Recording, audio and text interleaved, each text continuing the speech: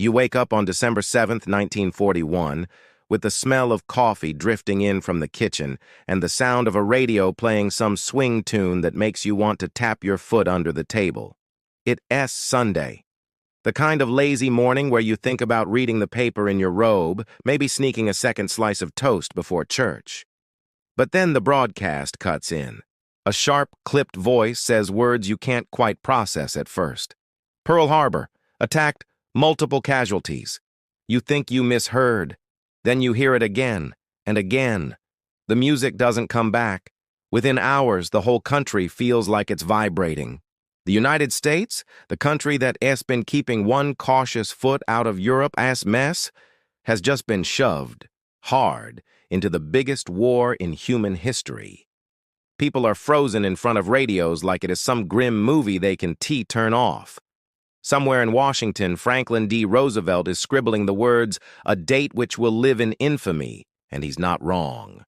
In towns and cities, men start lining up at recruitment offices, some because they're angry, some because they feel guilty for not going sooner, and some because the girl they like said she couldn't date a man who stayed home. Women rush to organize blood drives, type reports, sew uniforms. The factory whistle that used to mean shift change now feels like a battle cry. You see it everywhere. Posters plastered on telephone poles telling you to buy war bonds. Uncle Sam pointing a finger right at you like he's calling you out personally. The newspaper headlines get bigger and scarier every day. Everyone's talking about places you've never been. Midway, Manila, Guadalcanal, and you're realizing the world is a lot bigger and a lot more dangerous than you thought. And here's the thing. You can feel the mood shift overnight. Yesterday, people were still debating if the war was really our problem. Today, the debate is over.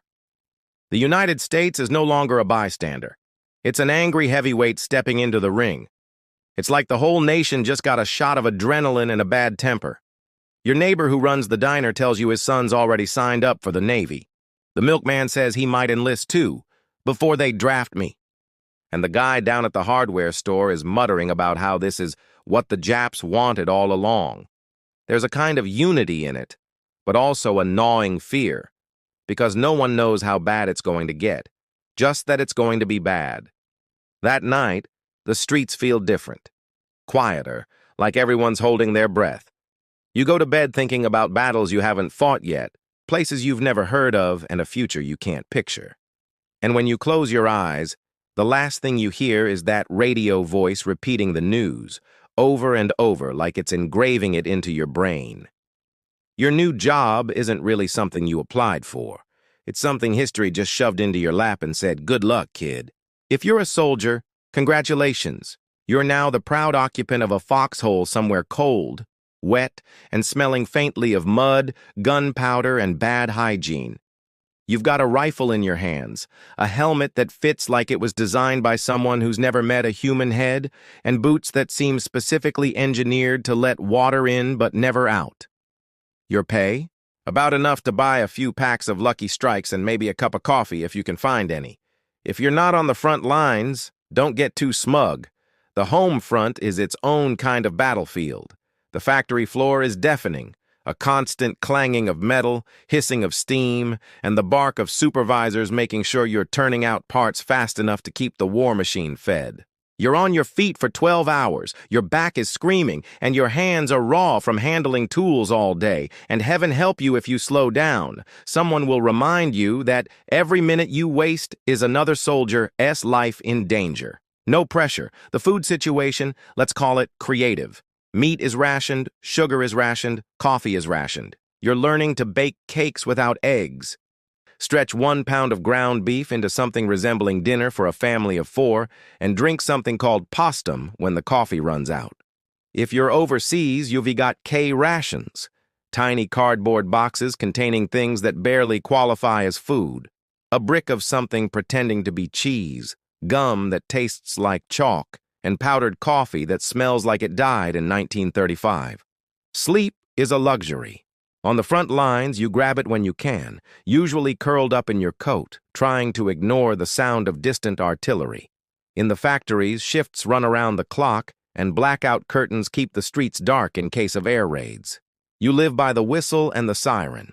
They tell you when to work, when to eat, when to duck and cover. And let's talk about personal hygiene. Out in the field, showers are rare enough to feel like mythical events. You wash your socks in cold water, hang them up to dry, and put them back on damp because you don't have the luxury of waiting. Your skin itches from days of grime, your breath smells like canned meat, and your hair is one long greasy helmet under your actual helmet. On the home front, soap is rationed, so people stretch bars until they're thin as paper. Every task feels urgent and exhausting at the same time. You're part of something massive, an industrial, military, human tidal wave, but your part of it is small, repetitive, and backbreaking. You keep at it because stopping isn't an option. The war doesn't pause if you're tired. And the unspoken truth hanging in the air? This could last years. The war isn't just about what you do, it is about who you do it with. And the cast of characters around you?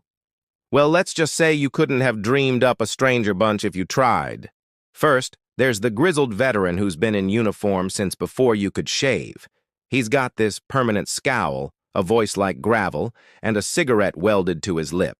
He calls everyone kid, even guys pushing 30, and tells the same 3 war stories on loop, each time with slightly more explosions than the last. He's the one who'll bark at you for holding your rifle wrong, then quietly toss you his last cigarette when no one's looking. Then there's the optimist. Somehow this guy believes the war will be over by Christmas. Every setback is just a bump in the road, and every rumor of peace talks gets him grinning like a lottery winner. He's either a breath of fresh air or a delusional liability, depending on how bad the day's been. If you're on the home front, your coworkers are just as colorful. There's the Rosie the Riveter type who can outwork and outswear anyone in the building. She shows up with her hair wrapped in a polka dot scarf, cranks out parts at twice your speed, and calls you honey in a tone that's somehow both affectionate and threatening. She'll tell you exactly what she thinks of Hitler, the weather, and the foreman, usually in the same sentence. You've also got the nervous one. In the barracks, he's always fidgeting with his gear, checking and rechecking his ammo, jumping at every loud noise.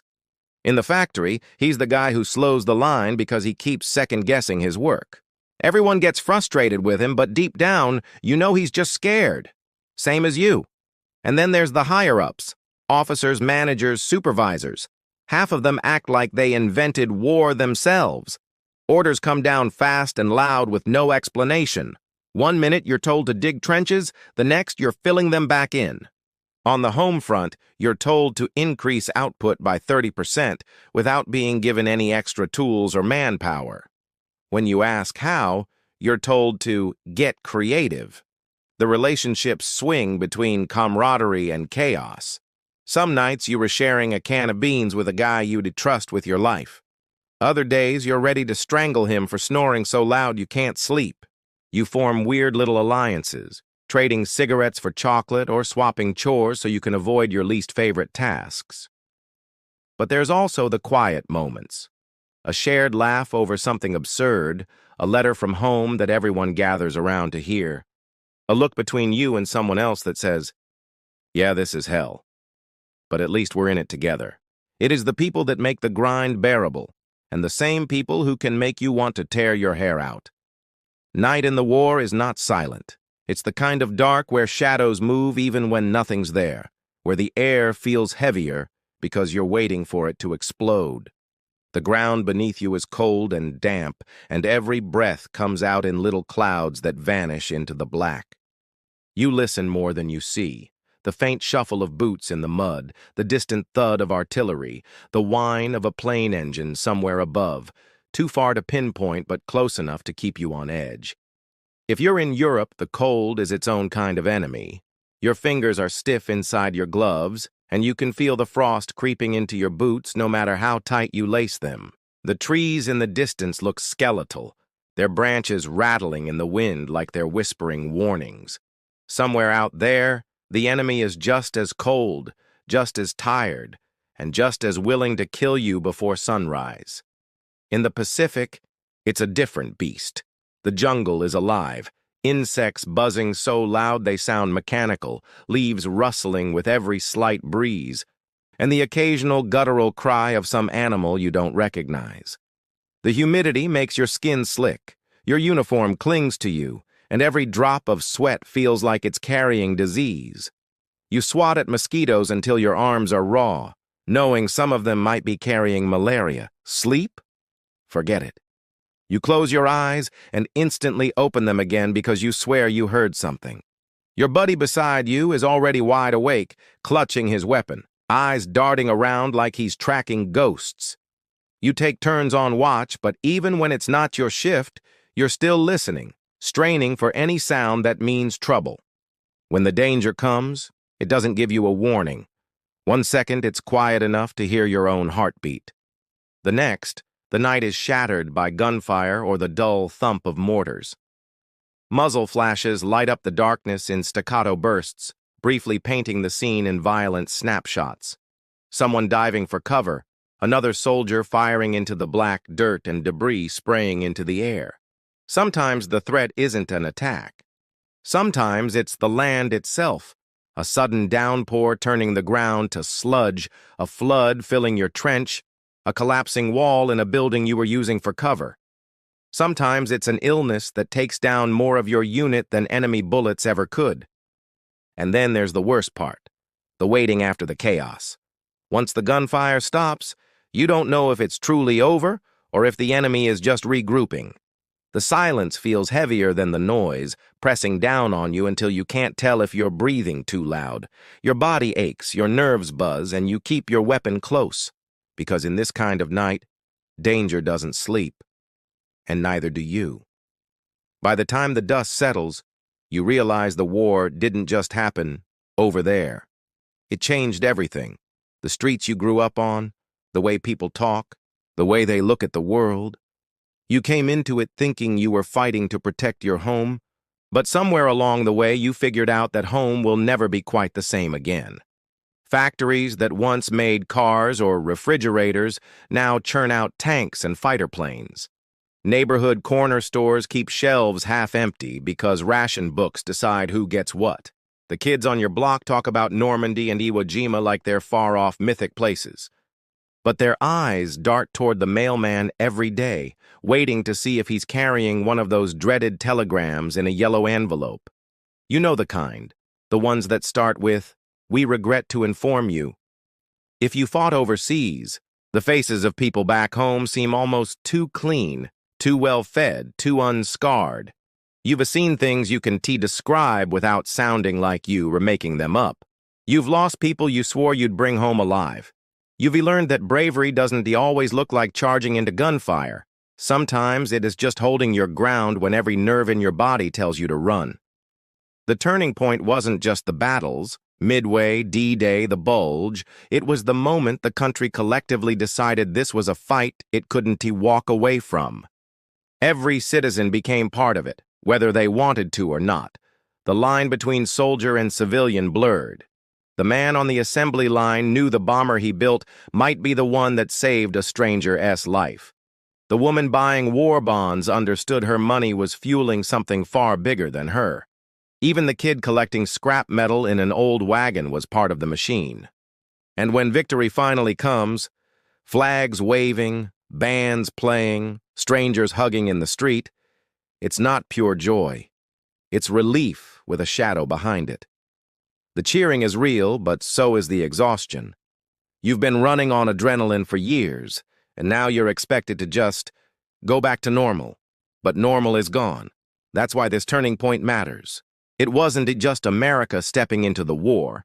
It was America learning that it could become something else entirely when pushed, that it could transform itself, mobilize like nothing before, and tip the scales of a global fight.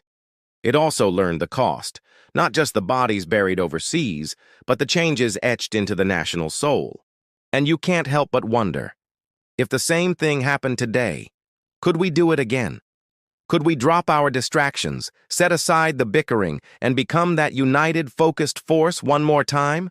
Or have we lost that edge? So, would you make it out alive?